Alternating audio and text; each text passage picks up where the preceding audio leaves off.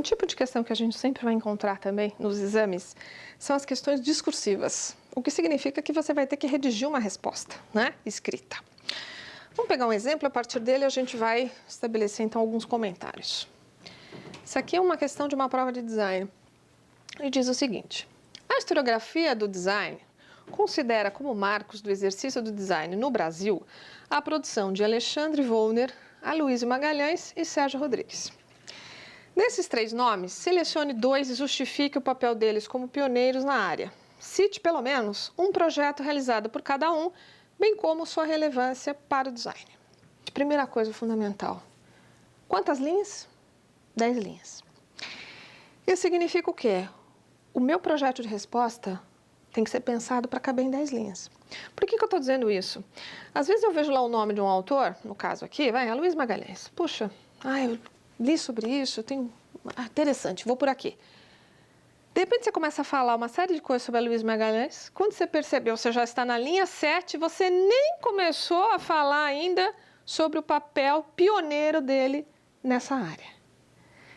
Ou seja, sua resposta, por mais que o que você esteja dizendo seja relevante, correto, interessante, eu tenho que ver essa relação, qual é o enunciado e como eu vou resolver esse enunciado nesse espaço. Muitas pessoas que se candidatam, isso eu fiz correção de prova, de vestibular, de um monte de coisa, estou cansada de ver isso. Começa bem, mas se perde no tempo, se perde no tamanho da resposta. A pessoa não consegue estabelecer o foco e aí ela não consegue dar conta, tá? Outra coisa importante, além do espaço, eu tenho que ver o seguinte: diferentemente da questão objetiva, as questões discursivas, elas não trabalham em cima de um único ponto. Elas sempre vão pedir para a gente fazer 2 ou 3 coisas. Então, eu vou ter que organizar 2 ou 3 coisas nesse espaço. Quer ver? Olha lá, colocou os 3 marcos do design brasileiros. Primeira coisa que foi pedida: dos 3, selecione 2. Muita gente, pode parecer uma coisa boba que eu vou dizer. Eu tenho certeza que muita gente não falou de 2. Ou falou de 3, ou falou de 1, né? É para falar de 2. Se eu falar de 3, vai perder a nota? Vai, o enunciado não pediu para falar de 2. Então, ler o enunciado com atenção é fundamental. E respeitar esse enunciado, tá? Pediu para falar de 2, então eu tenho que selecionar 2. Ok. Selecionei 2, justificar o papel deles como pioneiros na área de design. Bom, vejam, 10 linhas, são 2 autores. Eu devo, na média, deixar 5 linhas para cada um. Concordo? Quer dizer, não está dizendo que eu tenho que falar mais de A ou de B. Então, em princípio, eu falo com equilíbrio. Na média, aí, 5 linhas para cada um. Bom, então eu vou selecionar 2 aqui e vou justificar o pioneirismo. Gente, vamos tomar muito cuidado com essa palavra, né? Justifique, explique, enfim.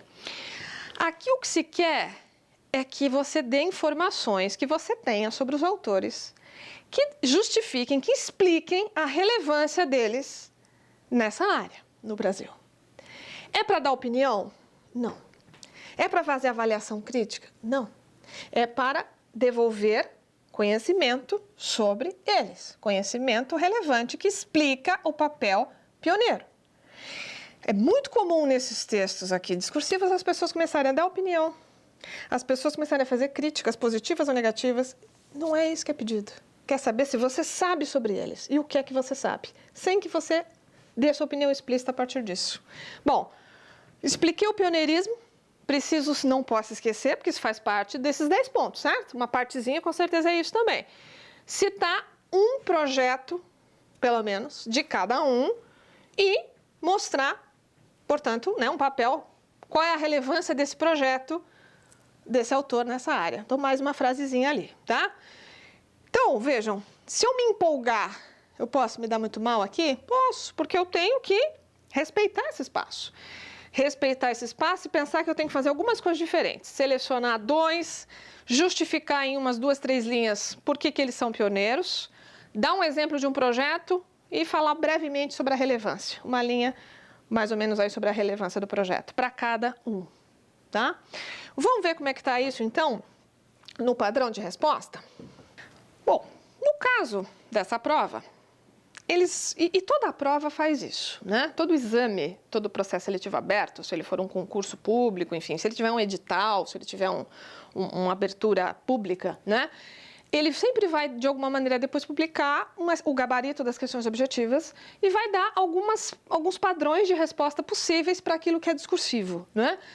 No caso aqui, na nossa questão, o que eles pegaram? Pegaram, então, o nome do autor, de um autor. O que poderá ser citado? Então, vejam aqui, ó, várias informações. Claro, eu vou pôr tudo isso aqui? Não, eu vou, né? Aliás, eu posso até ter colocado alguma coisa relevante que não foi colocado aqui e a banca de correção vai considerar correto, se for uma informação relevante, né? Agora, vejam que são informações, ó, foi um dos professores pioneiros de ensino superior de design no país, então, para ele ser pioneiro, isso é relevante, né?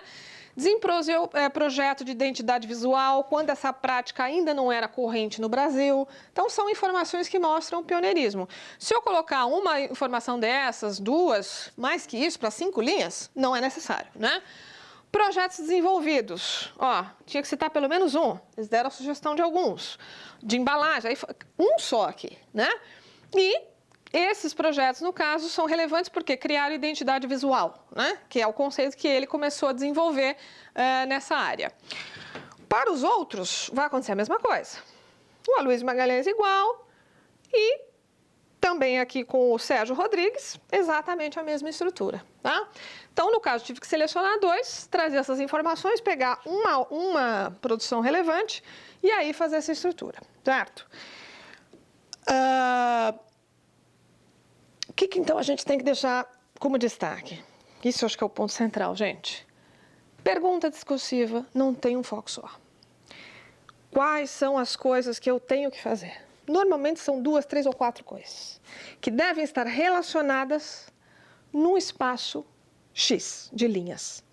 E esse é o jogo. Qualquer exame que a gente for participar, isso tem que ser levado em conta. Essa é a chave para a gente poder resolver esse tipo de questão da melhor forma possível e tirar aquela nota máxima que com certeza a gente está querendo tirar nesse tipo de exame.